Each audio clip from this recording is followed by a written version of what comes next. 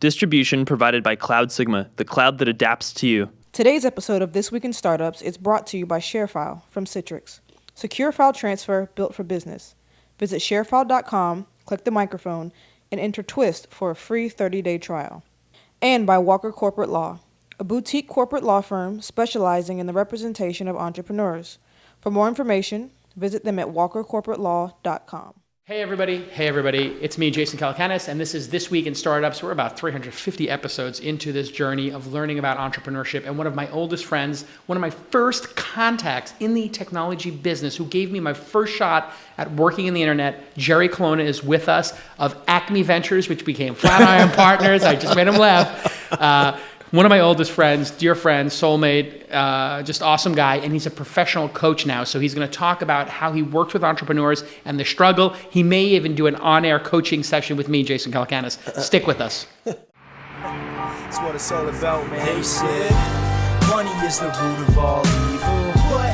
Funny how it feeds my people. Yeah. We ain't gonna live like equals until we get the money, spend the money, and defeat you. Yeah. Money is the root of all evil. What? Funny how it feeds my people. Yeah. We ain't gonna live like equals until we get the money, spend the money, and defeat you. Hey everybody, welcome back. This is This Week in Startups. If you are new to the program, it's pretty simple.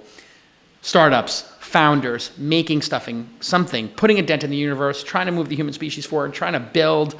It's difficult, it's hard, but we do it here every week. We talk about the stories, we talk about the failure, the success, angel investors, entrepreneurs, and today, somebody who's been a great mentor to me, and a venture capitalist, and a mentor to many people as a personal coach, Jerry Colonna, is going to be with us. You can go check out Twitter, his Twitter handle, Jerry Colonna, Colonna.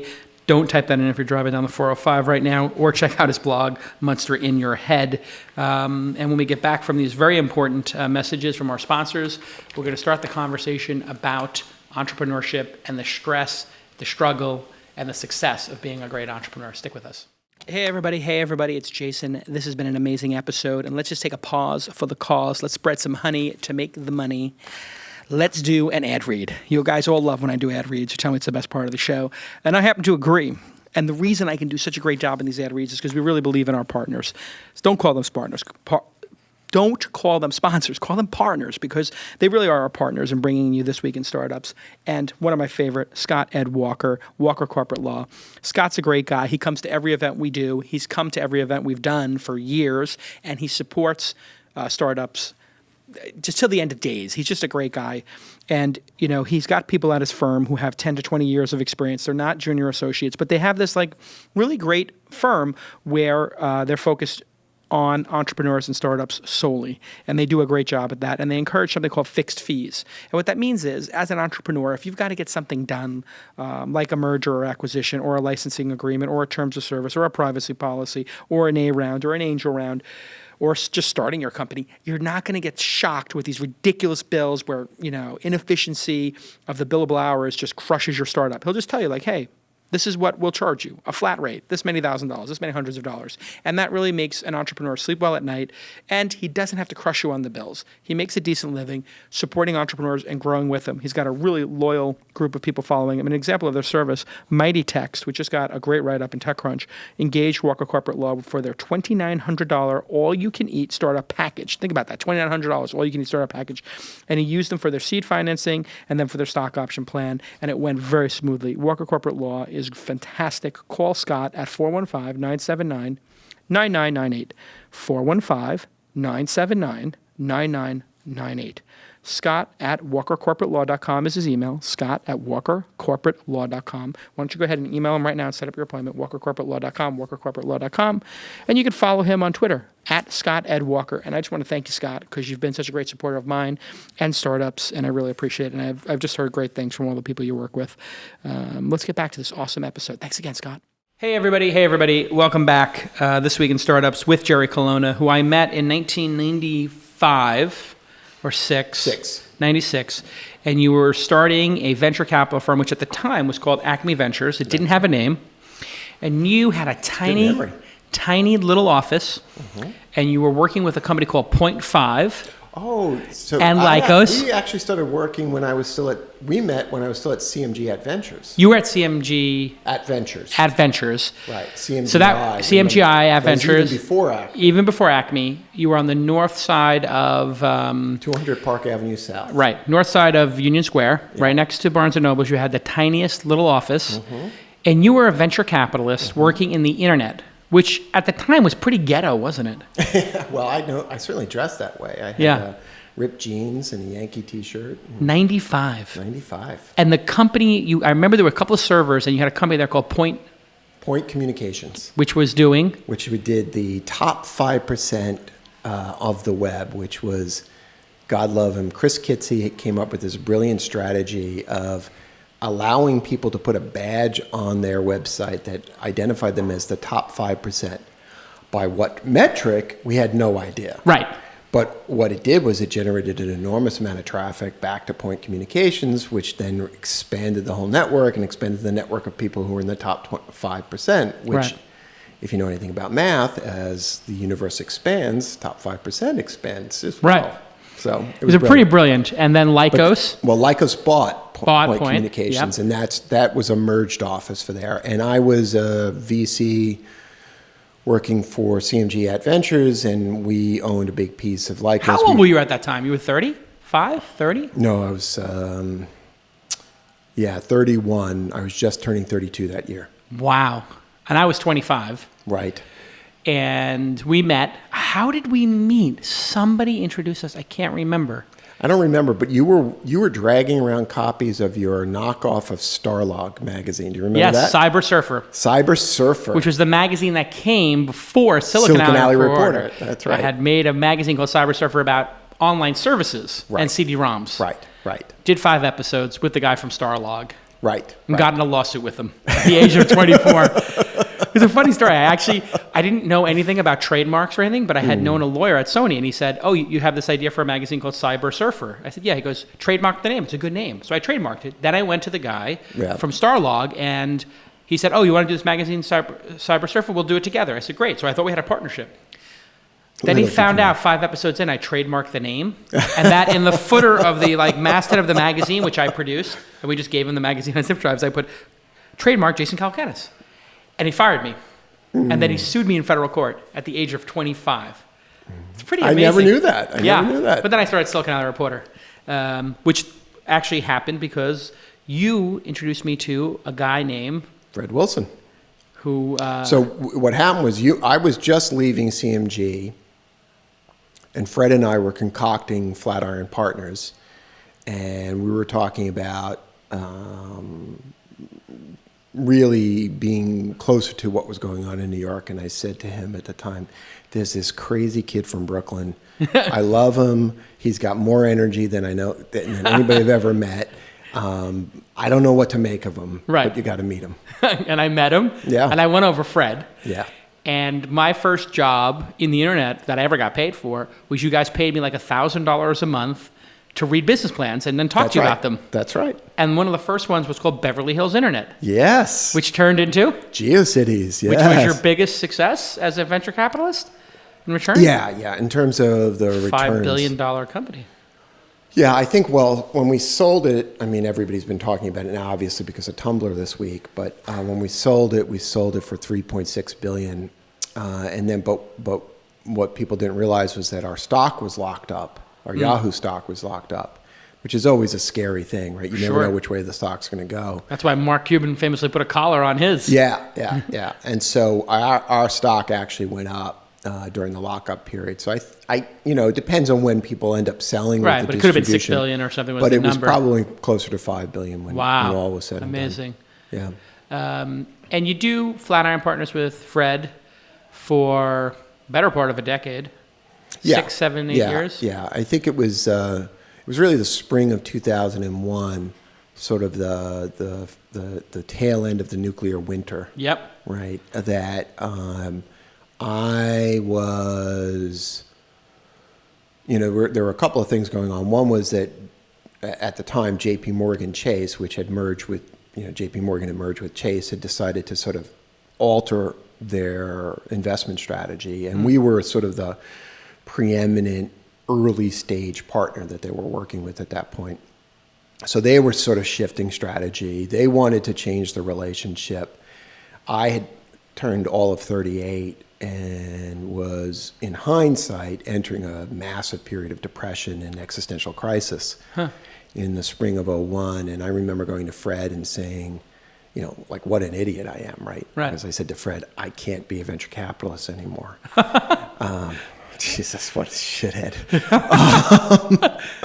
But yeah, so that spring I did that. I said, I'm not sure what I want to do, but I can't commit to fundraising for a new fund. And at the same time, JP Morgan wanted the two of us in order to get us out of the deal. And as Fred likes to tell the story, he sacrificed me to the gods. It's sweet of him to describe it that way. I always felt like I abandoned him, and he always felt like he sacrificed me. So two very guilt-ridden Catholic kids. But you both turned out just fine. We're fine. We're fine. And what was that existential crisis? Was it, oh my God, the internet's a fraud, and you know, it was such a massive peak and then such a massive valley? I mean, that was quite a swing we all took at that time. Yeah, I mean, you know, we were all the punching bags for a while. You know, we went from the penthouse to the outhouse. Yeah. Right. You know, and so there was a tremendous amount of ego bruising going on, but you know, for me personally, it was deeper than that. It was much deeper than that, and I've often told the story, so I have no. You know, as we talked about, authenticity is not a problem for me. I'll resist telling you what I had for breakfast this morning. But September 2001 hits, and I'm on a plane down to D.C. when 9/11 happens. And I land, and I'm in D.C., and I'm in a meeting with a bunch of senators talking about technology, investment policy. And, you know, the Secret Service rushes into Tom Daschle and say, you know, Senator, the United States is under attack. I mean, I'll never forget that feeling. Yeah. And then and so that became this, you know, crazy trip back to New York, trying to get home and all. And earlier in that summer, the industry standard had gone bankrupt, and I was down in the Grand Canyon, thankfully unavailable to reporters at the time, which was a blast. But then the fall came, and I became co-executive director of NYC 2012. We were going to bring the Olympic Games to New York, because I was really trying to find some way to respond to my city having been attacked. Right. You know, you grew up here. Sure. You know what it feels like. I went into a PTSD for a year or two. For a year. Yeah. It just, you know, what are we going to do? Yeah. So fast forward, I agree to take a job at JP Morgan. I figure, okay, I'm not sure. I can't raise a fund, but I don't know what I'm going to do. And February 2nd, 2002, I walk out of an Olympic bid committee meeting at downtown, because we had free office space not far from here. And I'm walking past the pile. Right. And it's still smoldering. Yeah, I remember. Right. And people don't remember that. It was burning for a month. It burned for months. Yeah. And it was... And the smell. And the smell was everywhere. Like, yeah. You know? Plastic and human flesh burning. It's not a pleasant smell. Yeah. And I wanted to kill myself. Yeah. Wow. And I thought about going in front of a subway, and I called my therapist, and it was a great moment, because I went out to see her, and she said to me, I said, put me in a hospital. I'm fucking done. I'm done. Just put me away. And she said, it was a great line. She said, what do you want to go to a hospital for? The food sucks. You're rich. Go to Canyon Ranch. That's what rich people do. Yeah. Wow. A little humor to break the suicidal thoughts. So I went to Canyon Ranch. And what is Canyon Ranch? Canyon Ranch is you got to go to Canyon Ranch. What is it, for a place for people who blow a fuse? It's a spa kind of place. I've heard of this, yeah. Yeah. But is it also like a retreat for like people who want to talk about feelings and stuff? No, so just a spa. But there was I had a very interesting moment where I did this guided visualization meditation session, and on the flight down, I read Parker Palmer's When Let Your Life Speak, and Buddhist nuns, When Things Fall Apart.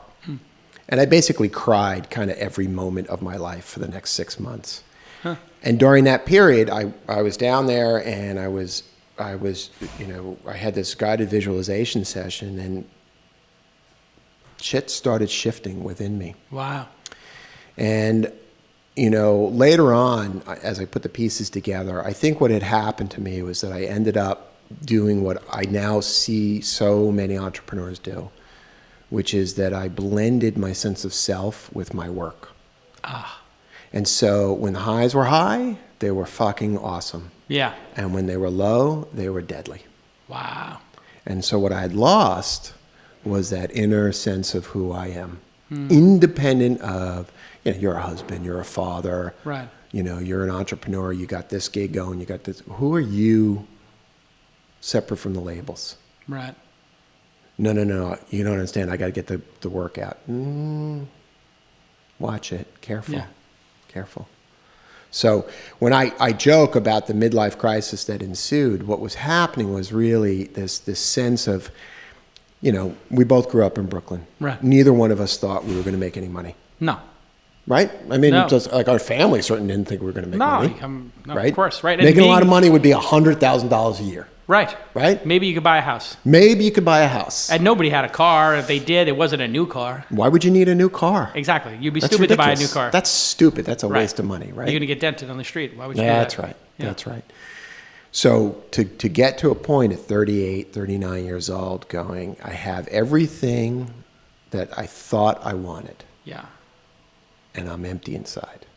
Were you feeling guilty about having done fabulously well, like disproportionately well than an average person does? I did feel a little bit of that guilt. I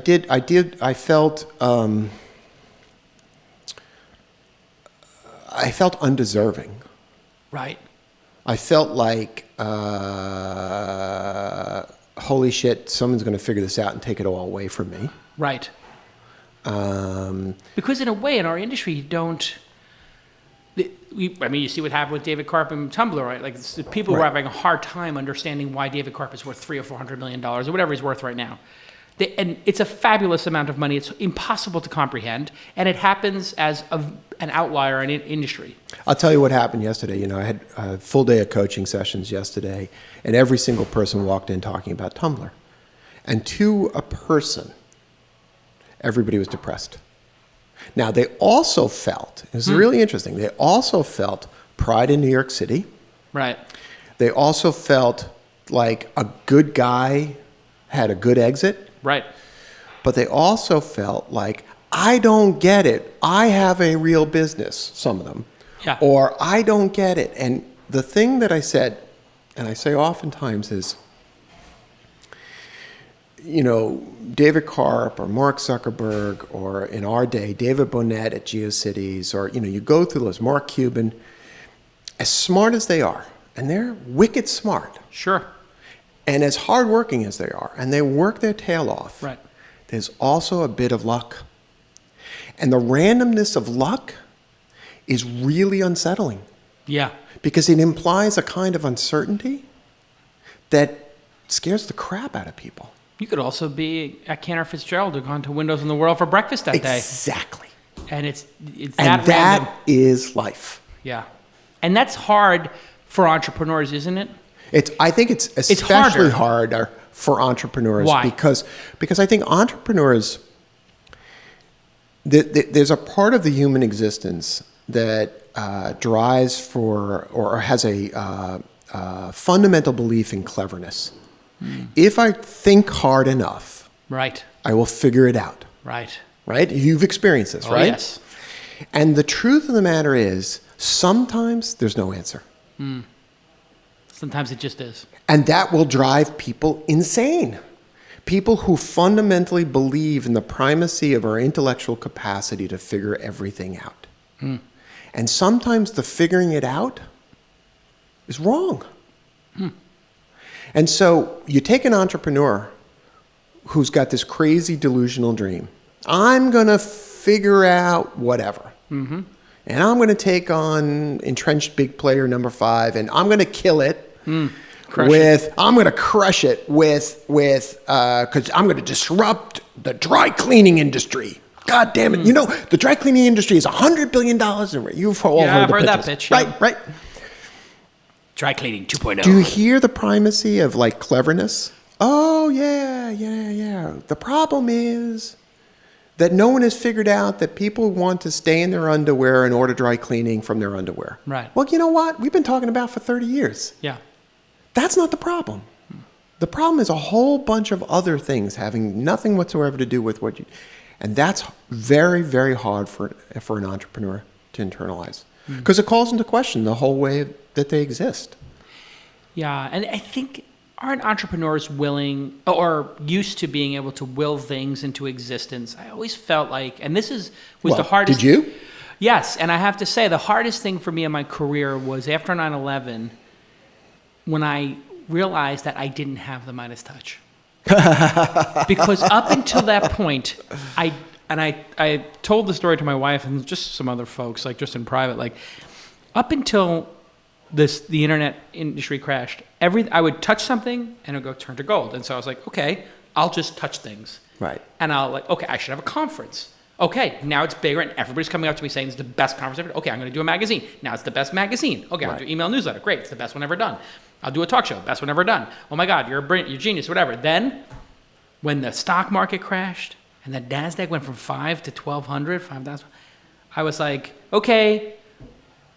What happened? I'm broken. It's not working.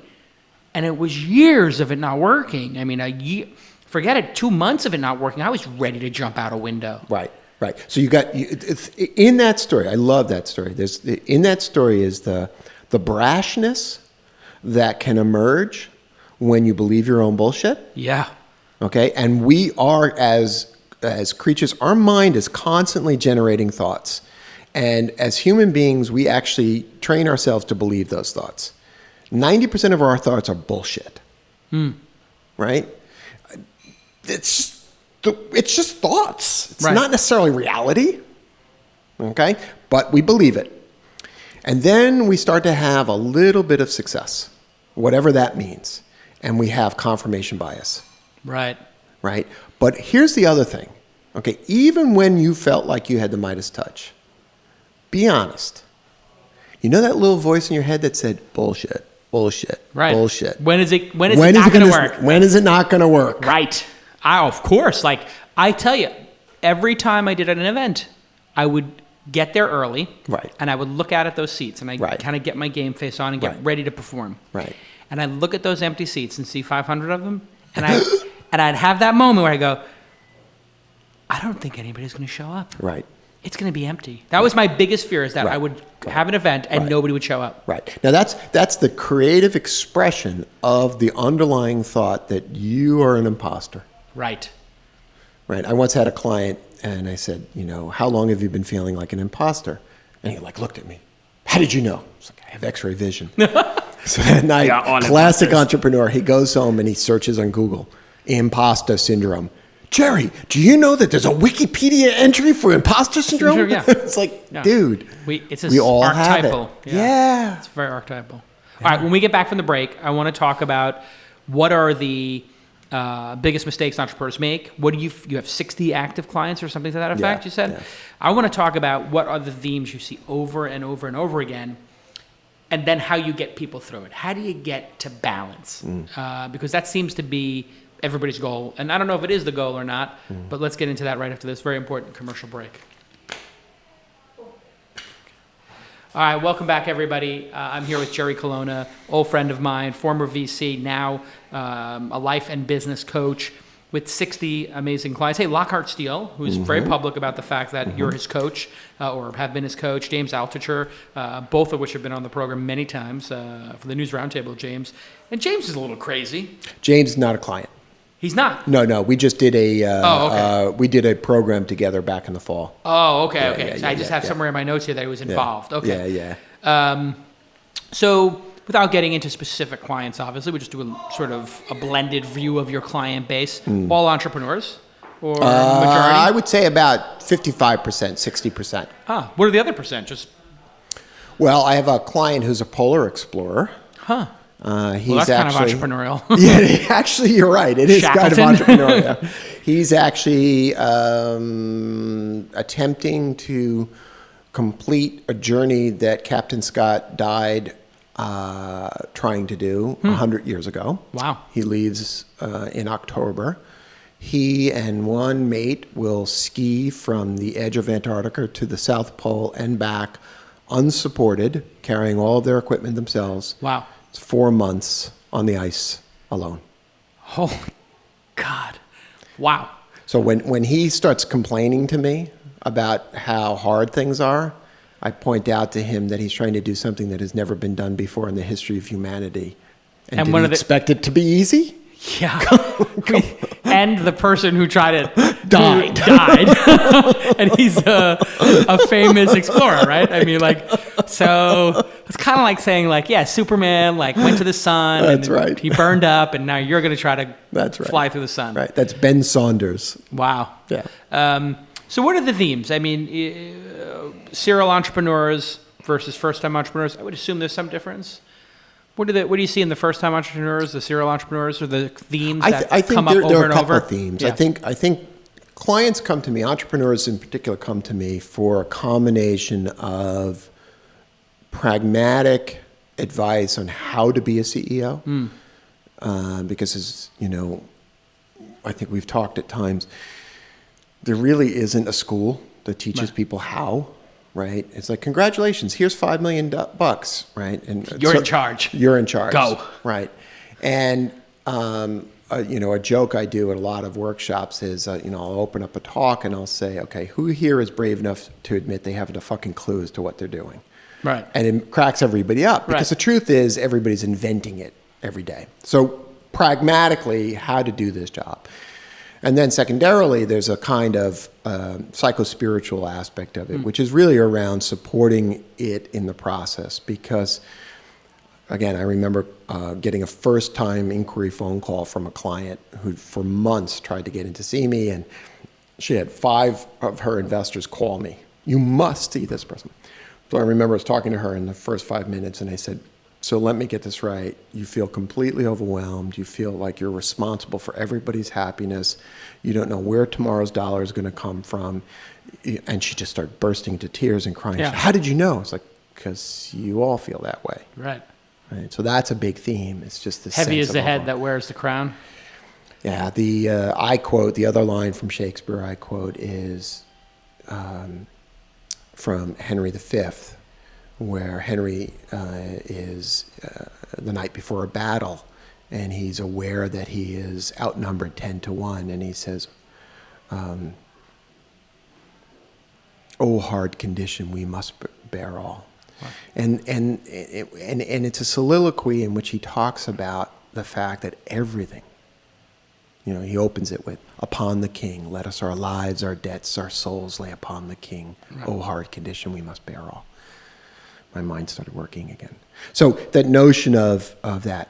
And then the theme of just sort of losing oneself into one's work, the disappearing into the fire, as I call it. Right. This is a very powerful, powerful metaphor of when self merges with work.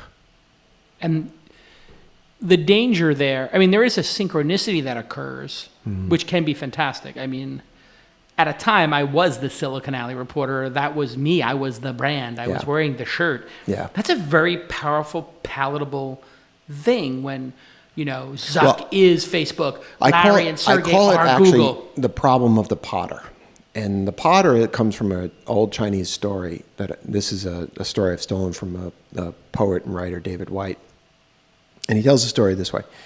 There was an ancient Chinese potter who decided that he wanted to perfect the most exquisite glaze imaginable.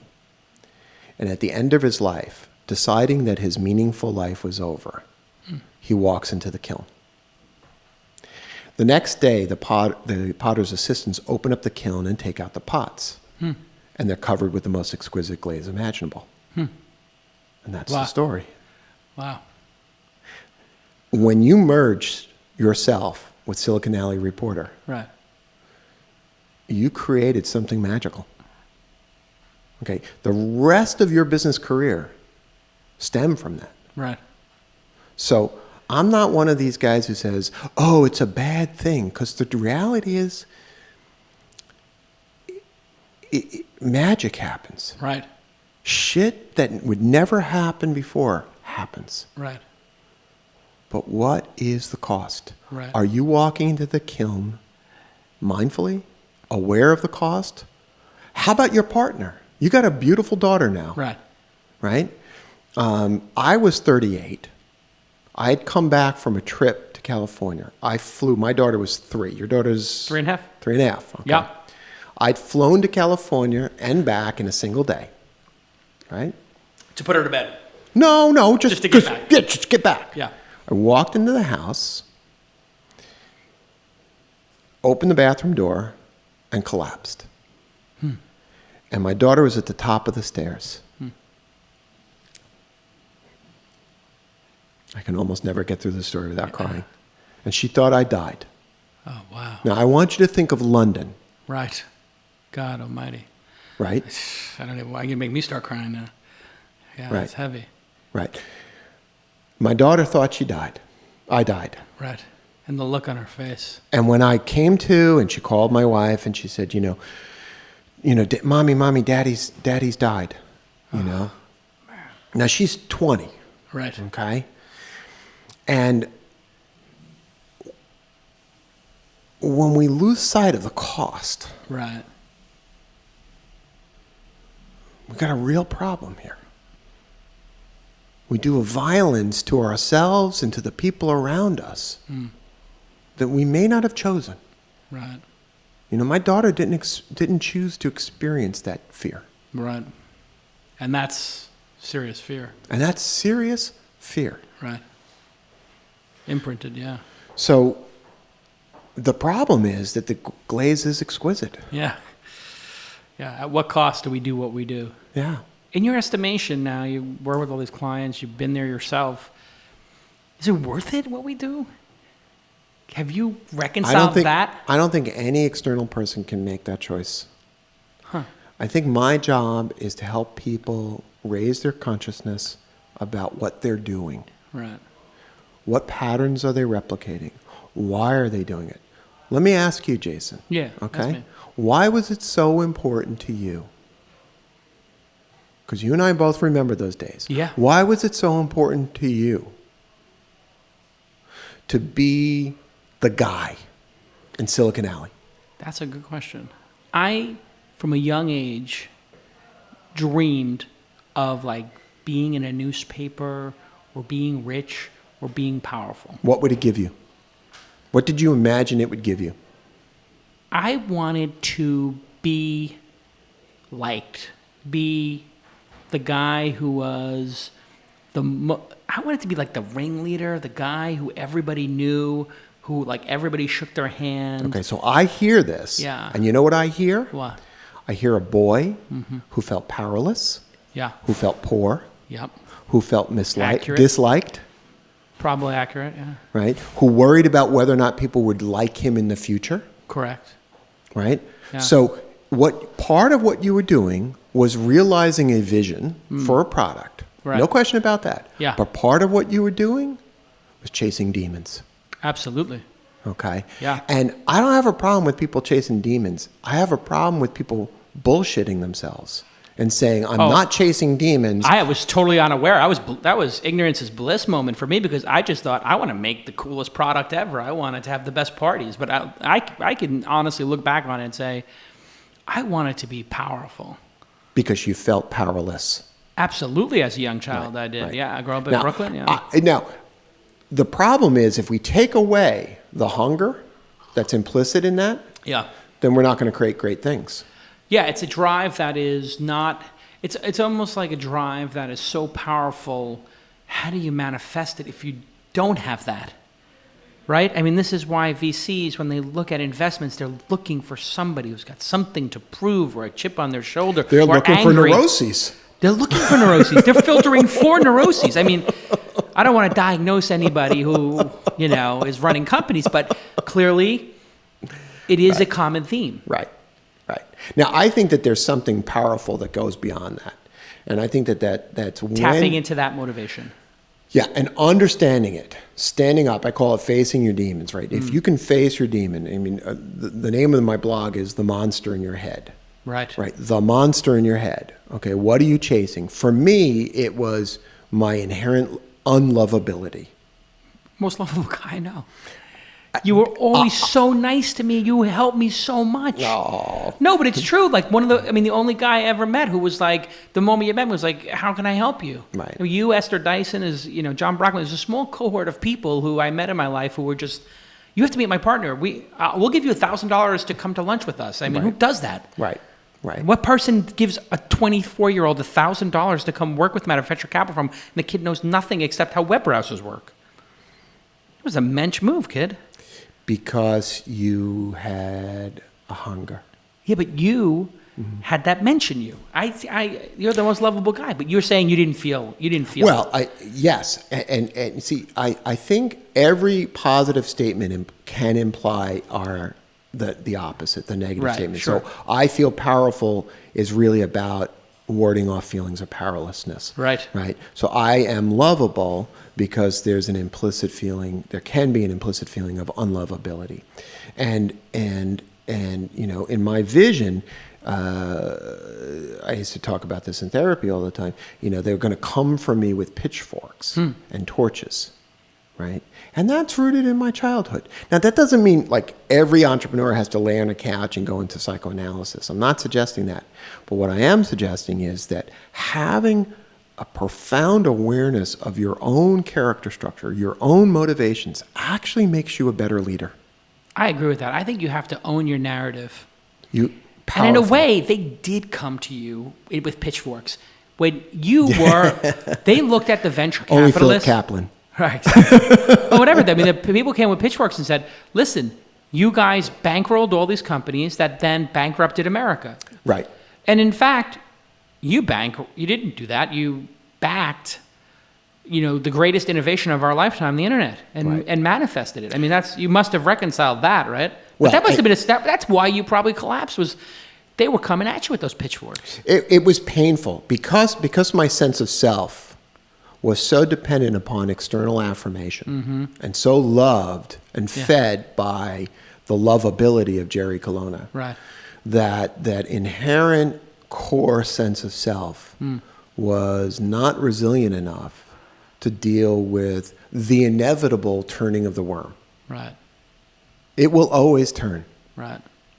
Right. And so how do you create a sense of self that's resilient to the psychopathology of everyday life? Right.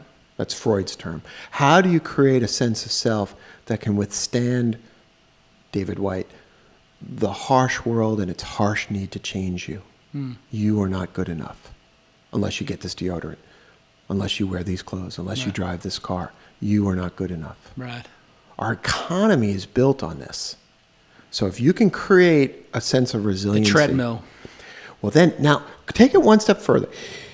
Imagine leaders, political leaders, business leaders, sociological leaders, society leaders. Imagine leaders who could own their narrative, who could recognize their own motivations, and then step into this process of leadership and lead us through problems in a way with courage and fierceness. Fuck yeah. Yeah. Where are those people? Well, I think that they exist. I think we do have some business leaders who are willing to sort of to look things, and I'm not talking about obsessing about what are all my neurotic constructs, but stepping in and saying, okay, this is what's going on for me. I mean, a theme that often happens is clients walk in, CEOs walk in, and they say, it's a classic story. We didn't get the financing. And I don't know what to tell the employees. I said, how about the truth? Yeah. I can't, they'll all leave. I said, really? Every one of them will walk out if you tell them the truth. Did they all come here for a lie? No. To connect them back to why they came here. We came here to change the world. Right. Do you still believe you can change the world? Yes. Then go tell them the truth. Right. A magical thing happens. people stop being infants, they become adults, and they become unified as a team behind a leader who's real. Defining reality. Defining reality and live and As Warren stepping Bennett into it. says. I got to give credit there. Yeah. Warren Bennett with that. Define reality. You're speaking my language when you quote Warren Bennett. Yeah, no, he was on the program, actually. Oh, great. Yeah. Great. I've had a couple of good people on the program. So, all right, let's go back to my coaching session. This is just my way to get a free coaching. What does coaching sessions cost? How do you charge for it? What is it, like $1,000? No. I don't charge enough, and I charge a lot. You charge enough. I charge by the hour, although honestly, things are starting to shift right now for me a little bit. I'm going to take July and August off from personal one-on-one coaching. I am going to continue working with I have a couple of retained clients where I spend the entire day with a company. Wow. And the company pays for that? The VCs bring you in?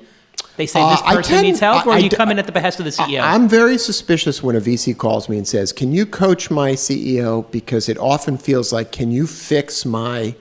Or like when a wife will call, can you fix my husband? Oh boy. No, the fixing business is down the hall. Yeah. Or why do you feel like fixing them? Well, I much prefer when someone calls me up and says, I'm ready to work. Right. Right? I want to optimize. I'm scared, or, I need help sorting through this. I got nobody else to talk to. We were talking about that in the hallway. You can't talk to your board members. You can't talk to your spouse. Can't talk to your employees, that sort of stuff.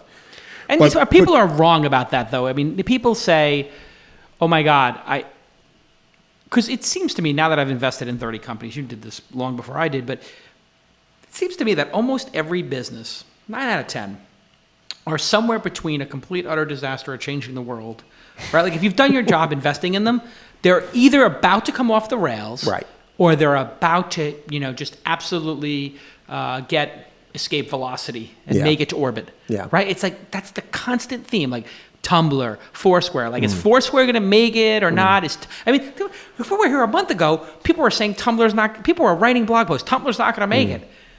Literally a month ago, they have a monetization problem. They get this problem. Now they're like, oh, it's genius, Right.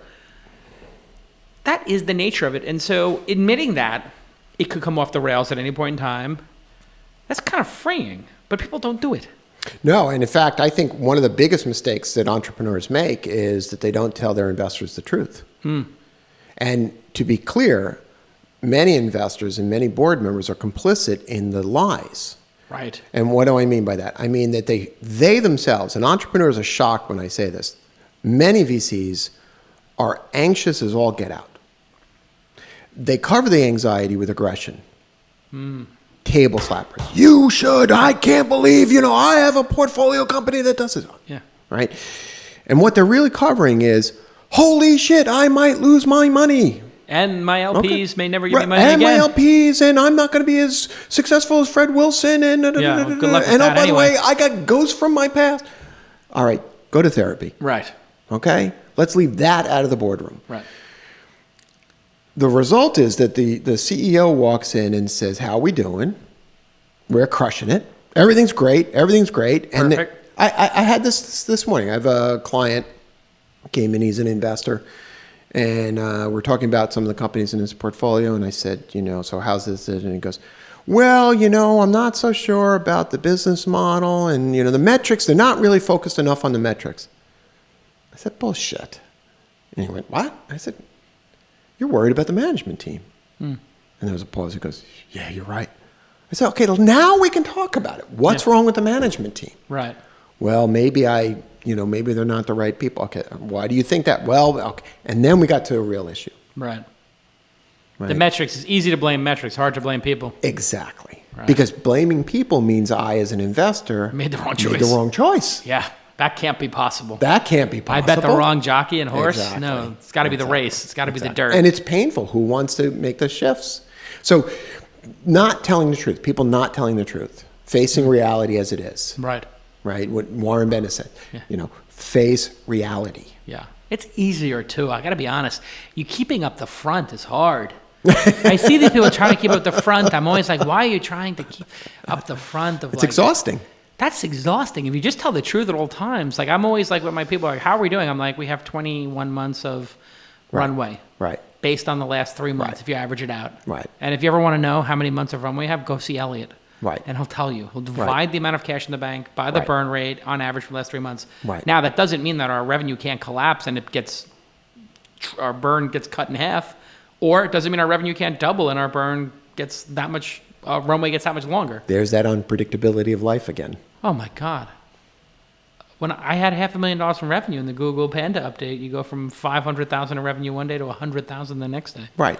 Talk about a shocker. Right. Outside factor. Now that's being powerless, right? Or two crazy terrorists can fly an airplane into the World Trade Center. And funding's over. And your life is over. Your life is over, or the banking crisis, and you're Elon Musk, and Tesla's got 4 weeks of pay left in the bank, and Right. they're going to miss payroll. Right. And because you can't get funding because Goldman Sachs isn't even at their offices because the whole thing is, Bear Stearns is gone Right. instantly. And then the Model S comes out. And then the Model S comes out and you beat your numbers and it's the best product ever. I mean, how much of this is resiliency? How much is I think success in entrepreneurship? Because I felt like think when I look at my resiliency is narrative, that's what I always said in my narrative is like, I was always too stupid Yeah. to give up. Like Yeah. a lot of people, when the dot-com crash happened, they gave up. They went on yoga retreats. You blew a fuse. You took your break. I was too stupid. I was always like, I have to keep fighting. Or maybe I just wanted to prove to myself I could fight through. But I always felt like I had to keep going. You think Jason just wanted to prove to himself? No, I always felt like the thing you have to do in life is the person who can withstand the most. And this is what my theory of entrepreneurship. Well, go ahead. For me, Yeah. and my narrative was, if the person who can withstand the most pain, the most problems, the biggest suffering, will be the one who eventually, gets to the top of the mountain, gets to the Antarctic and back, whatever it is. It's about the pain and suffering of getting through these problems and the resiliency to say, hey, there's hope. There is a chance we can figure it out. It looks really bad right now, and it's a 1 in 100 shot. I understand that that's really important for you. That's the most important thing because the way I look at it is, But I would argue against that. really, And what I would say is that that's my current narrative. I think what you're conflating Right. is stubbornness with resiliency. Huh?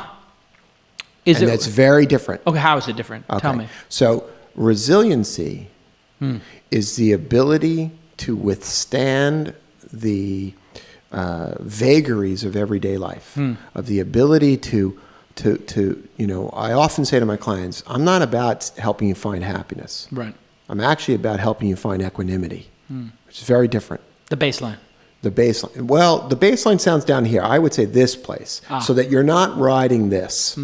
Okay. Some consistency. Stubbornness to me is, I don't care how much I'm suffering, I'm going to keep doing what I was doing. Right. Problem with that is that, it's easy to overlay that view on the very, very tiny fraction of entrepreneurs who are actually financially successful. I'm going to say that again.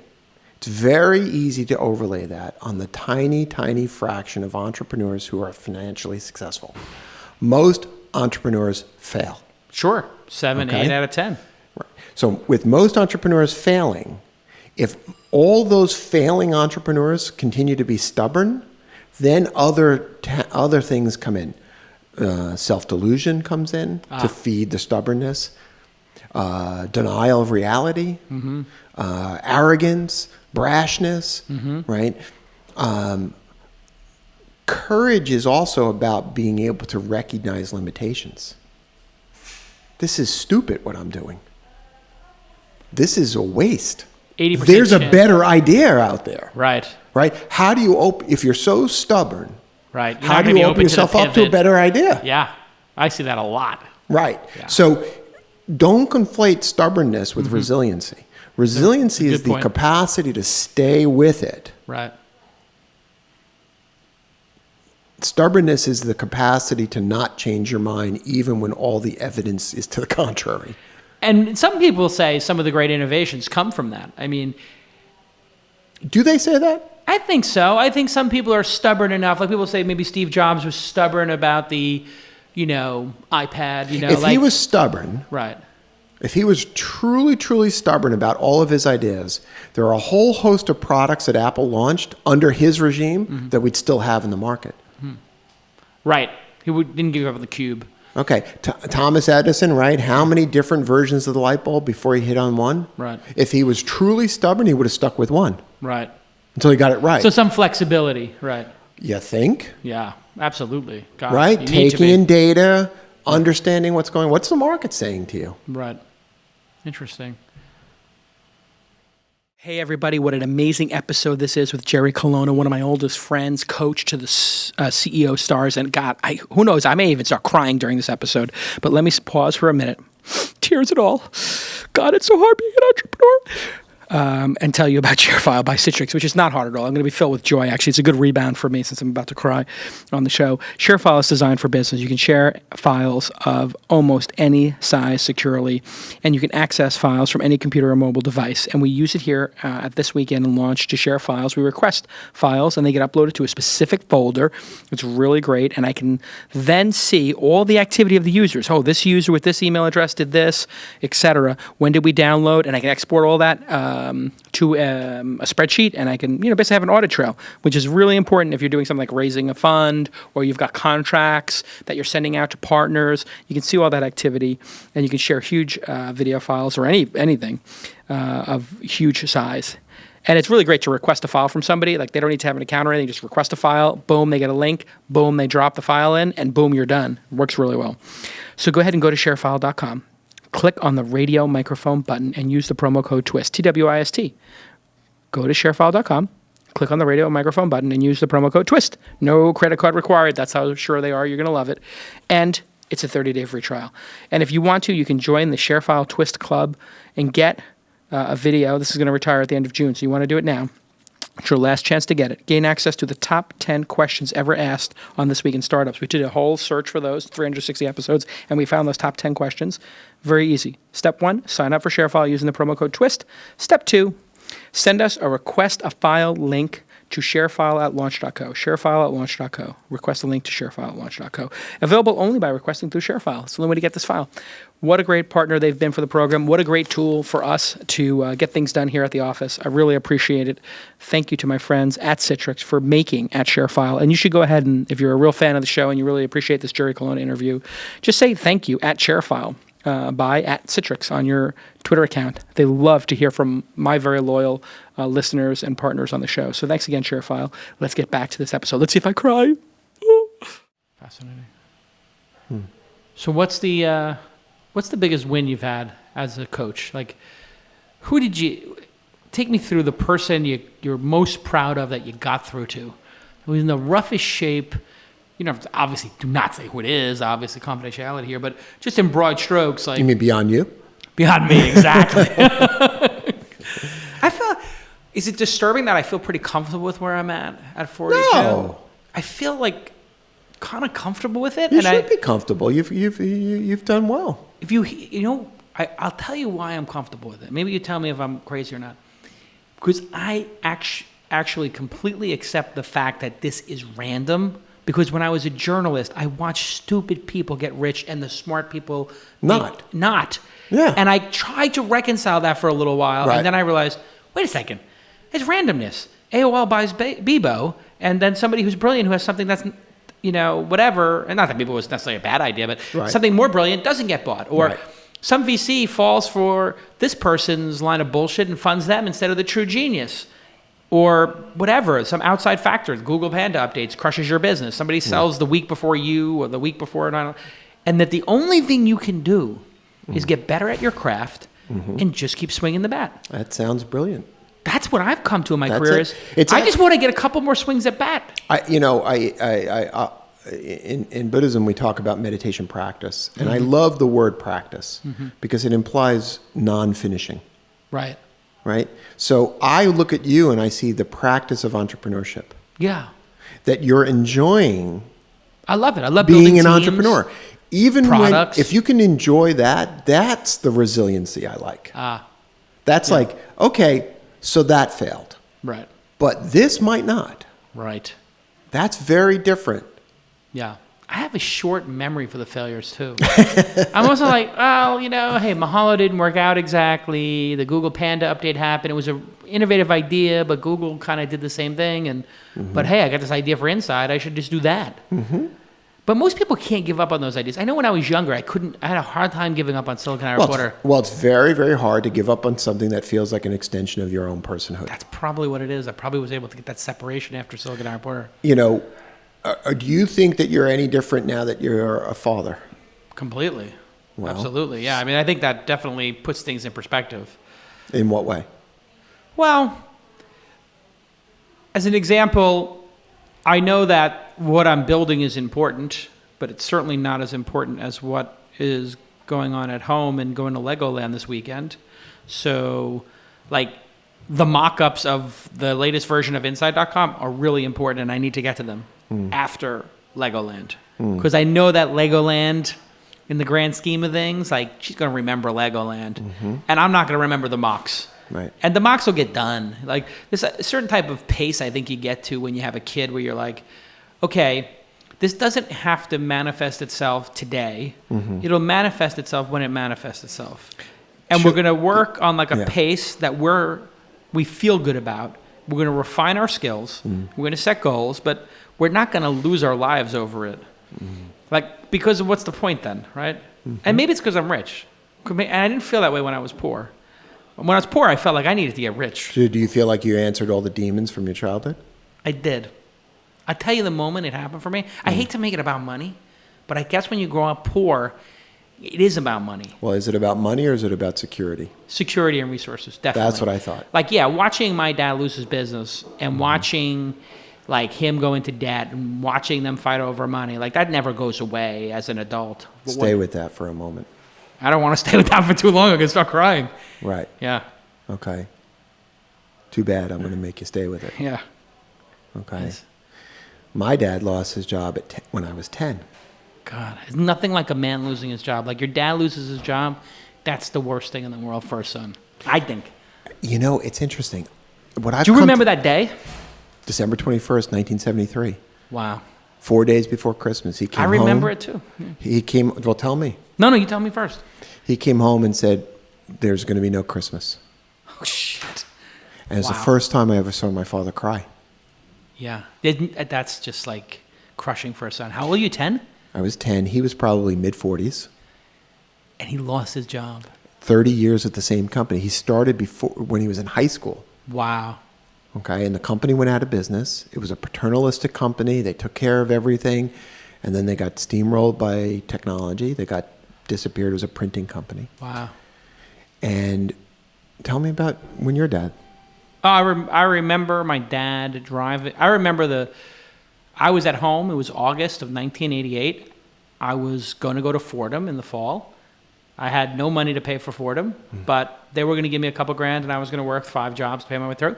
And there was a phone call that the feds were at the bar in Brooklyn with shotguns, clearing the place out, locking the place up, and that was it. He didn't pay his taxes for a year because he was so out of money, and the economy had crashed from the 87 crash. And that was it. My dad lost his restaurant, lost his business, and I had to go to college in 4 weeks and figure out how to pay $9,000 to Fordham. Just take a breath, because I'm going to get all coachy on you. Yeah. I just want to honor that. Right. I have to say that's probably the worst day of my life. Like losing Silicon Alley Reporter was not, and selling that business for nickels, and pennies on the dollar, and laying off those 50 people, not as hard as watching my dad lose his business. Right. And I said to myself, I am never going to lose. That was what that burned in me was I will never fail. I got to tell you something, Jason. Thank you for that story. I have a theory that people who have shared experiences find each other, even if they're not conscious of it. We never knew this about each other. Never knew this about each other. Yeah. Right? Isn't it ironic? It's crazy. I both knew. Yeah. Both from Brooklyn, both same experiences, right? So here's the way I internalized my father's experience. It was both a negative for me and a positive for me. Yeah. The negative for me was the belief that you could never trust a big company that you work for. Huh. Yeah. That after a certain period of time, you better be careful. They will screw you. They will screw you, and the whole thing will go away. So most of my major career decisions have been towards me being reliant solely on myself. So even an independent partnership, streak. Yeah. right now, the good thing is that's worked out incredibly fiercely well, independent. right? Yeah. And I do have this internal belief that you could drop me on a desert island and I figure it would out. make money selling lemonade to myself. Right. I'll figure out a way to You make will love money. it. It's delicious. I will. Have another drink, Jerry. Right? I will always figure out a way. Yeah. Because I will not be that man. You'll not be beholden to that machine. The way you're not going to be your father. Yeah, I'm not going to fail. I'm not going to have my business taken away from Right? me. And so there's this sort of pot of gold that's sitting there keeping you safe Right. from the feds knocking on the door, Yeah. locking up the bar. Right.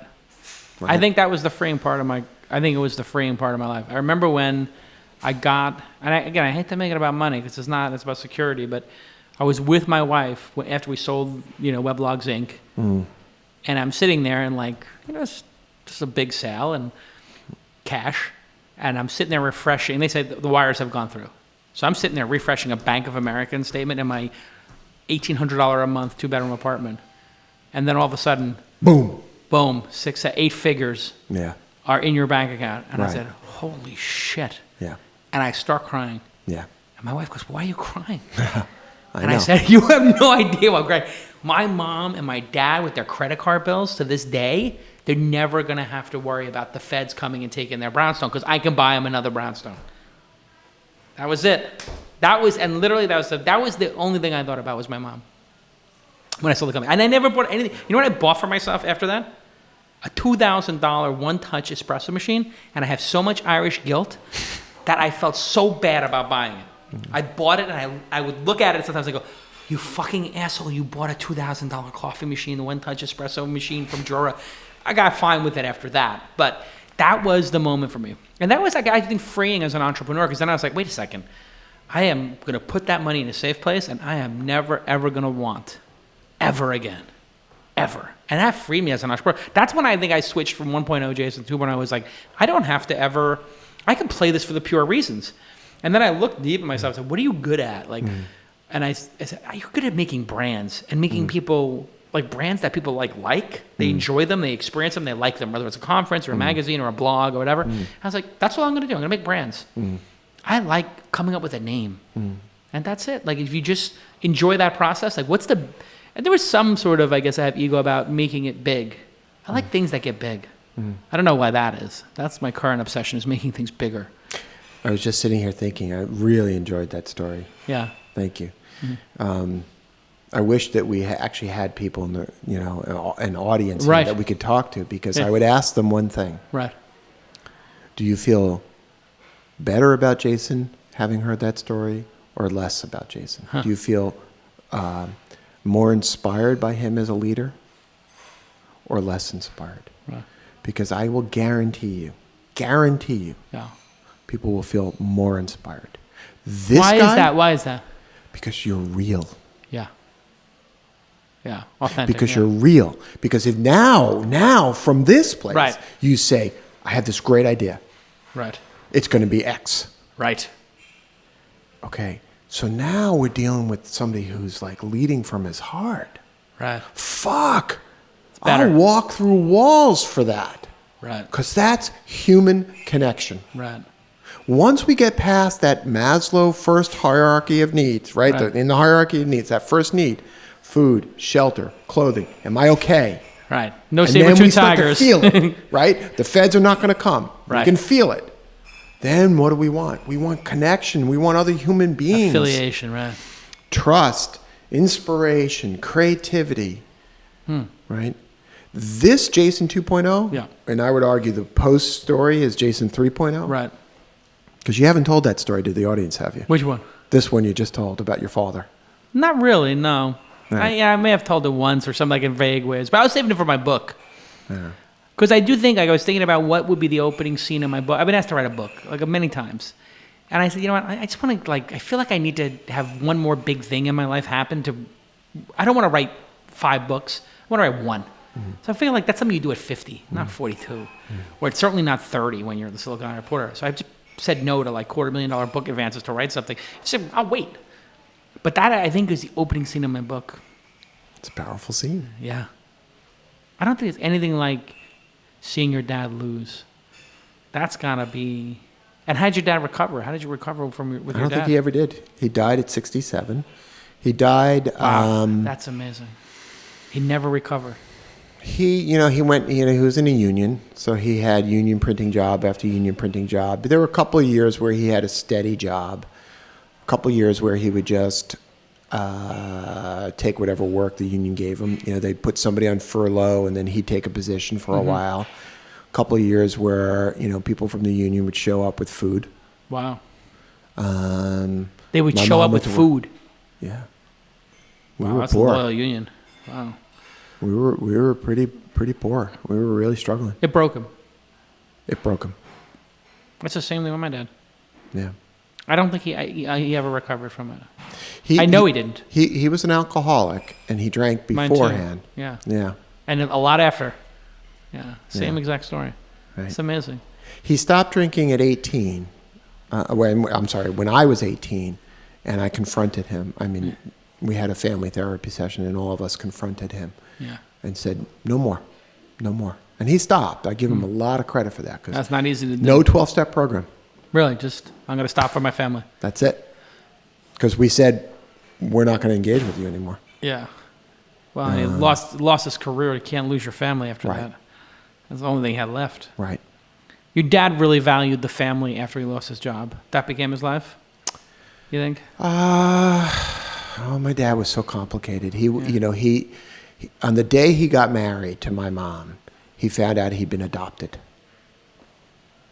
Because my crazy Italian grandmother was furious at him for marrying my mother. So she decided to... Why, was she Irish? No. Yeah. Just crazy. Just crazy grandma? Crazy mothers. Yeah. So he struggled. He used to talk a lot. He was, after World War II, he was in the Army still. He was in Germany, and he was a reporter. Huh. And he had to cover the Nuremberg trials for the Stars and Stripes. Wow. And so he would tell stories he heard the atrocities firsthand. He would visit the concentration camps because what they had to do is they decamped from the courtyehouse to go visit. Exhibit A. And you talk about smells still in the air. Oh my God. He could still smell it. Burning flesh, yeah. Yeesh. So, the Nuremberg trials. God almighty. But, I think we hit upon something really powerful here, which I often do in workshops and working with clients, is that our sense of, we've been talking about dads, but it's true for mothers as well. Our sense of our relationship to work is something we inherit. Yeah. We watch as children. London is looking at you. Yeah. And saying, what does work mean? Right. What does it mean to go to work? When my daughter Emma was at the top of the stairs, in that moment, work meant driving yourself to the point of collapse. No longer does it mean that. Kind of a good lesson for some of these millennials to get. They don't have a work ethic, I'll be honest. I don't mean to make light of it, but Emma's going to be a pretty hard-ass working person, right? She is a hard-ass working person. I will tell you that. You may want to fake your own death where you terrorize your 3-year-old daughters to make them harder workers. You got to see the funniness of that. You're onto something because Emma's definitely more focused on her career than not my son Sam, who's 23. Yeah. Is training to be an MMA fighter. And he does Muay Thai. Wow. And, when I see him, his normal weight is about 190, 195. And when he cuts down to 169. Wow. Okay, that's losing 20 pounds, 10, 15 pounds of weight. Yeah. Yeah. That's discipline. Yeah, he's intense. 2-3 hours a day in the gym. Yeah. He's got a rip like Daniel Craig. It's really... Crazy. Really, it's debilitating to me. I feel so old. But you want kids to see the example of you working hard, building products, building teams. I think that's a great thing. I mean, well, my line is this. I think working hard is really, really important. A lot of people will start working with me and they think I'm all about namaste, do yoga, balance, and all this stuff. Whatever, yeah. Balance is important. Right. But what I mean by this is it boils down to a simple line. When you're working, work. When you play. When you make love, don't answer fucking email. Yeah. Right? Don't pick up your phone when you're connecting with another human being. Right. Right? Don't conflate those two. Just draw boundaries. was working with a client today, and he was like, CEO of a startup company. He's kind of lost. He's no. I said, tell me about your nighttime rituals. Well, I get home, I'm usually late for dinner with the kids. Okay, that's America. I get it. Then I rush and I cuddle with the kids before they go to bed. Okay, got it. Then I work. I was like, stop. Yeah. Okay, and his homework assignment this week is, I want you to send me a copy of every single life or death email that you received at night. Right. And he laughed. And I said, because it's going to be none. 0.0. Zero. 0.0. 0.0. And if it was that important, the phone would ring. The phone would ring. That's what the phone is for today. This marvelous invention. When the phone rings, it's either somebody Right. who just wants to shoot the shit, or it's actually something important. Right. There's nothing that important in email. Right. So just take a break. Yeah. 2 or 3 hours before you go to bed, turn it off. Yeah. Read a book. Read a book. Talk to your spouse, for God's sake. Go for a walk. Go for a walk. Take the dog for a walk. It doesn't have to be Buddhist meditation, yoga. Yeah. That stuff does help, though. Meditation, yoga. I have a daily practice. Right. I don't know what I would eat without it. I would be fucking crazy. But what about entrepreneurs? You think that's something they should do, is just take some time out every day to look inward, work out, or whatever? This is what I do. And we're talking about optimizing here, right? Like, Yeah. you want to be elite. Let's take this out If of you like... want to be elite. Yeah, let's talk about being Okay, elite. Because I here's feel like what I right say. now I'm close to elite, but I want to Okay. be elite. Okay, so here's what I would say. I want to Do be you elite. remember when you got your best business idea? Ooh, let me Do you think. remember the feeling of having a really good business idea? Yeah, I can remember like 10 of them. Okay, so just I've had a pause lot for of a them, moment. yeah. Tell me how stressed you were when you were having that moment. Tell me how I got to get this done. No, zero. No. No, I was at like a Okay. Knicks game. Okay, exactly, Yeah. right? What do startups need more than anything else? Creativity and innovation, right? You don't foster creativity and innovation if you're living on adrenaline. Adrenaline is not designed to produce creativity. Right. Adrenaline is designed to produce fight or flight, Yeah. okay? Increase your running speed. So that is not optimization, No. all right? Remember Jason Kidd's superstitious ritual of blowing a kiss at the basket? Yeah. I love showing this video because what is Jason Kidd doing when he's up there? Okay, we all say, oh, he's blowing a kiss to his wife, superstition. Kids, whatever, yeah. You know what he's doing? He's pausing. He's resetting his brain. He's focusing. And then he's sinking a basket. Okay? Do that 1,000,000 times during the day. Just pause. Stop. Now go. That was meditation. Yeah. Just a considered moment. Just pause. Right. Go to the bathroom, drink some water, take a walk, talk to an employee, talk to a friend, talk to your spouse. Pause. Slow down. 10 minutes a day. That's all I'm asking. Your creativity will go up and you'll produce better results for the company. Yeah, wow. And that could just be as simple as walking around the block, getting a coffee, Exactly. talking about Game of Thrones or something that was on TV last Exactly. night. That can be meditative in a way. That is total meditation. Think of it as just coming back to the present. Yeah. Right here, right now. Right. Interesting. And, wow, so many questions. It's like, when should somebody quit? When do you know it's time? On a business idea? Business idea, and Or a maybe job? as like the job, okay, because there are a lot of people out there, right? And we had Jody Sherman kill himself. And we don't know the exact circumstances of it, but he was a ball of energy who had I'm awesome on his, printed on his tattoo, and he was crushing it constantly. And in reality, he wasn't. And Well, remember before what I said about how a lot of times what we state out loud is Yeah. in fact a cover for the opposite. right, sure. So if somebody's carrying a tattoo that says "I'm awesome," what's Reaction actually going on? formation, yeah. I am, I suck, yeah, right. right? I don't feel good about my ability. I don't feel good about what I'm doing, yeah. So, but you were going down a path about Yeah, in his case, without knowing, and I don't want to obsess about his case, but it is something that's happened. So, and you thought about jumping in front of a train, or other people have thought, God, this is so bad, I should give up. When does a person know like they need to get help, or they need to stop, or they need to walk away from the business? Like, what are those warning signs? Because there are people who are listening, like, who are hitting the wall. They can't get fundraising. They're about to lay people off, and it's very scary. And like, what do you say to that person? Like, Well, and do you get those kind of references? Like, hey, Yeah. by the way, we want to send somebody over to you who is crashing. yeah. And you take those engagements. I usually recommend a therapist because coaching is not the right modality for it. You know, when someone's at that stage. Nervous breakdown. Well, depression in particular is a changed brain chemistry. Right. That is very often that could have biological roots, but is very often caused by external conditions.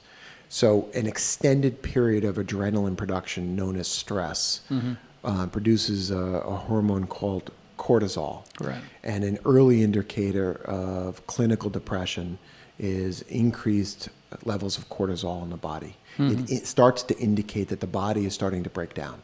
Wow. And so you have a depressed immune system, you have a depressed libido, you are lethargic, and these are all That cortisol building up. yeah, it's all leading to a state. My friend Parker Palmer, whose book I highly recommend, Let Your Life Speak, and he and I did a series of talks about depression and work. We did one Google Hangout, and then we did a live talk in Boulder a few weeks ago. He says that depression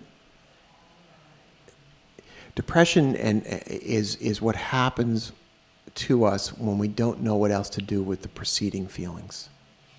Depression is what happens when we don't know what to do with the preceding feelings. So you're having anxiety, you're having stress, and you don't know how to handle them, and it builds and turns into depression. And you know, or it could be anger. Or it could be anger, resentment, whatever. It could be all sorts of these, but we don't know. It's a kind of violence to the self. So it's unresolved. These feelings are unresolved, and the resolution is your body goes into depression. That's right. And Wow. so I've never heard it explained that way, but that kind of makes sense. So the pathway requires creating a floor underneath the depressed person. Sometimes that's chemical with medicine. Sometimes it's therapeutic through talk therapy. Sometimes it's physical. I mean, raising endorphin levels with exercise. But that creates a container and a floor for the person. But that doesn't actually cure the depression. All that does is it stops the blackness. And then at that level, what you try to create is, okay, what are those unexpressed feelings that have not really been? Pull those apart. And to really understand what's going on to it. Got it. So that's a different question than the question you were asking, which was, when should you quit? When should you give up? Well, yeah, this is sort of related, though, which is, it seems like people get overwhelmed. Yeah. And I don't understand depression as completely, but is depression common in entrepreneurs? Is that? Yes. It is. Yes. See, I thought that entrepreneurs self-selecting that there would be less depressed people. Or is it that the entrepreneur is causing the depression, or are more depressed people brought to entrepreneurship because of this reaction formation? My theory is this, that we all have narcissistic impulses. It's part of our way of being as humans. And the company, the idea of the product is a narcissistic expression of self. And so our sense of self merges with that identity. You said before, I was Silicon Alley reporter. And so again, the highs are enormously high and the lows are enormously low. And so a normal tendency, our typical proclivity for an emotional vagaries of the everyday life, right? Up, down, that's normal human existence, is exacerbated. And without the resiliency that we talked about before, then our capacity to withstand that is diminished. And the result is we get so high and then we get so low that we actually can't come down. We can't regulate. Right. And we are lost. Got it. And that's when you really get that sense as an entrepreneur, like, this is spiraling out of control. I have no if the control of my fails, destiny. Then I am a failure. Right. Yeah. You can't disconnect from it. Right. I once took a client through his particular monster in his head, and he was talking about how he had yelled at one of the employees. And I said to him, why were you yelling? And he said, well, because everything's going so slowly. I said, okay, so what if everything goes slowly? Well, then the competition will beat us to market. I said, so what if the competition beats you to market? Well, then our company will fail. So then what will happen? Well, I'll be homeless and penniless in my hometown and the laughing stock. Really? No. But that's what the mindset is. Right. Dad's going to lose his job. The sheriffs are coming. Whatever the monster is. And once you clear that out, then you're kind of free from it. Then it's okay. Yeah. Then you're liberated. I always look at that like, hey, if you fail, I tell you what the best thing about failure is in our business. Everybody, the first thing angel investors say to you is, what did you learn? And what is your next idea? Yeah.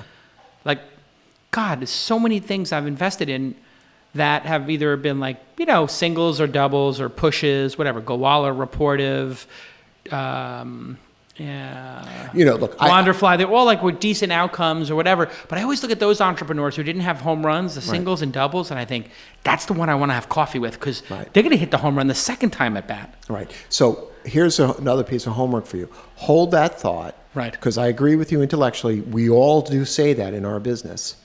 Then why is it, too, that all those entrepreneurs whom you've invested in still think they have to tell you they're crushing it every time they see you? What's going on? See, I think that this is why these kinds of conversations and the conversation Brad Feld has been having on his blog is really important because what it's doing is it's allowing people to say, I love what I'm doing, but it's hard. Mm-hmm. And just that space to allow that makes it a little bit easier to just withstand the up and down, the roller coaster. See, the way I reconciled it is, all right, let's say 8 out of 10 fail. So you got a 1 in 5 shot. What I say is take 5 shots. You're 100% certain. Because once you've been at it for 20 years as an entrepreneur, and I know I'm not going to do anything but be an entrepreneur and an angel invest in other entrepreneurs. It's like, well, I have at least 5 more swings at bat, so I'm guaranteed 1 more hit. And I've had 2 hits. I'll have a career with 3 hits in it. That's like getting 3 rings in the NBA. That's a great career. You've got a lot of resiliency. Yeah, it's pretty easy when you put it that way. Hey, listen, Jerry, we could talk for 4 days. You're not taking any more clients, so this has been an incredible 1.5 hour long commercial for your services that are no longer available. Why don't you coach people to be coaches? Why are there not more coaches? And let me ask you the other question. Why are all the coaches I meet losers? You're a winner, right? And that's why I was like, when people told me you were coaching, like I've had people come to me and say, like, I want to be your coach.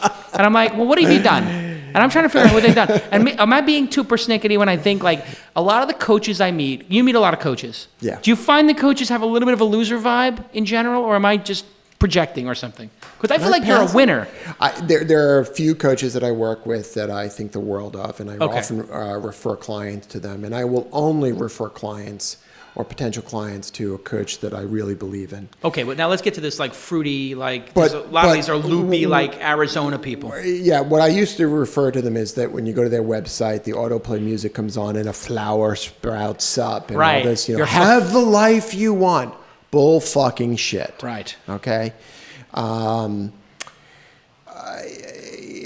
Why? I don't know why. I think that a lot of the coaching programs are well-intentioned and there are some real challenges.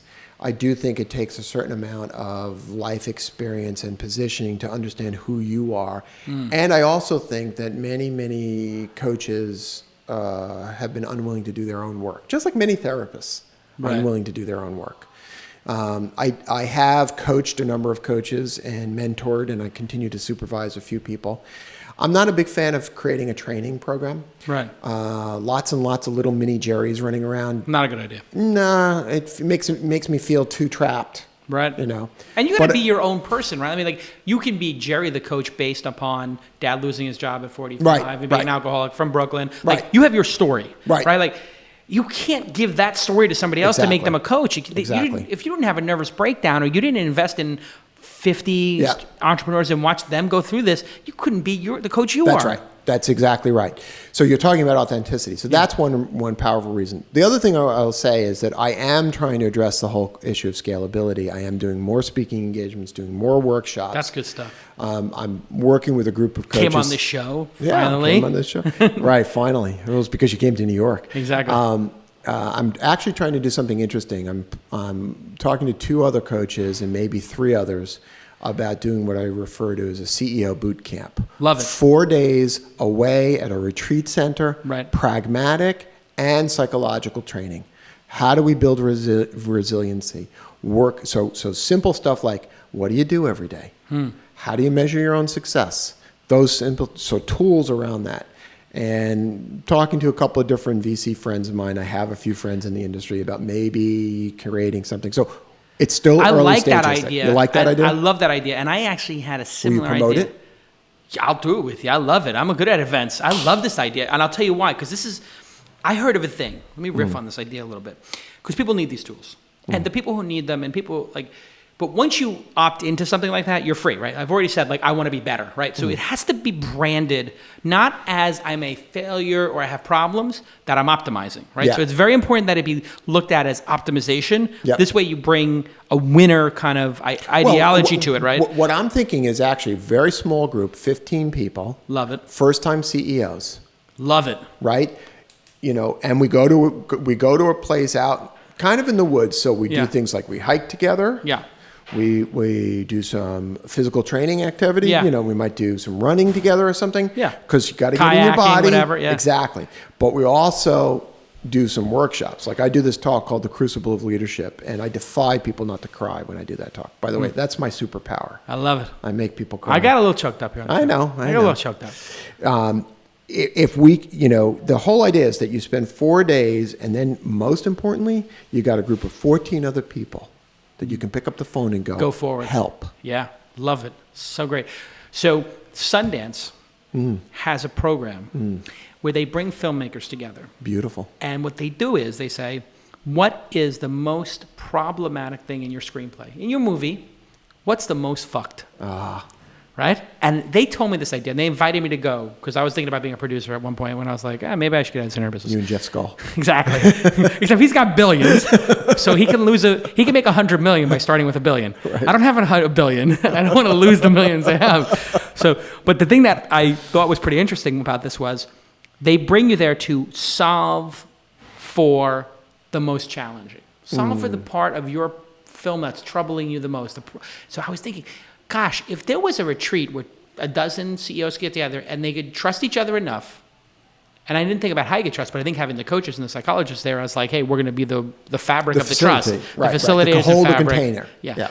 So they contain it and say, okay, tell us, what is the biggest fear, problem, challenge? What is the thing you're worst at? What is the thing that you can't solve for? Yeah. And then let's just rap out about it, because if we do a little problem solving or discussion of it, at least you'll feel like maybe you made some progress on it, or you thought about it a different way. You don't have to necessarily even solve it. You may not solve it. You may remove it from the movie. Sometimes you have to cut it out. Right. So YPO, Young Presidents Organization, does this, but they're sort of higher order than the folks we're talking about. And then there's a group called Entrepreneurs Organization, which does this as well. So there's a bit of this, but I don't think that enough people are exposed to it.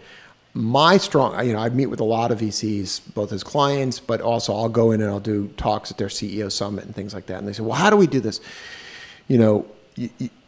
I think that there would be a financial incentive, because it would improve the returns across your portfolio, if a VC firm actually invested in this kind of peer support network. Right. Absolutely. And Union Square Ventures just had their CEO summit. A couple of my clients went to it. And they come back and they say, I was talking about this and we're realizing this and this. And that's exciting. That's really powerful stuff. Well, when you have support, it feels like anything's possible. That's right. Right? Like I always felt so blessed to have you in my life, or Fred, or Esther Dyson, or Joanne. Joanne, right? I came in Don't here. forget. Well, you know what I told her? I said, listen, I had her on the show yesterday, and I said gratitude. Like, I was like, I really have to say, I would not have the career I have if it wasn't for your support. So I really appreciate it. Like, it's always a great feeling to tell people like what they meant to you. But God, when you're young and you get that kind of support, New York's a unique place for that, I think, where there's so many driven people here that when somebody comes in and they're driven, people look at that and go, yeah, that's New York. That's what it's about. I want to support that person. It's a very interesting, it's like I don't see it in Los Angeles, maybe a little bit in the Valley, but there's something about New Yorkers that just see like an up and comer and they're like, I want to, even David Karp, I think, got that to a certain extent. A lot of people are like, yeah, this kid's got something. We should support him. Yeah, look at what Bijan from Spark did for him. And, early days, just believing in him at, 19 years old. Right. 19. Back at 19-year-old. Crazy. All right, listen. All right. Everybody follow at Jerry Colonna. Everybody go to the Monster in Your Head. And if you're interested in doing this 12 first-time CEO retreat, just tweet. Email me. Email jerry@colonna.org. There you go. You got it. Jerry@Colonna. Right, because it should be private. Jerry@Colonna.org. An amazing, amazing program. Everybody follow at Jerry Colonna on Twitter. Munster Inside Your Head. And thanks to our sponsors and thanks to Brandis for making everything perfect. Thank you, Brandis. We'll see you next time on This Week in Startups.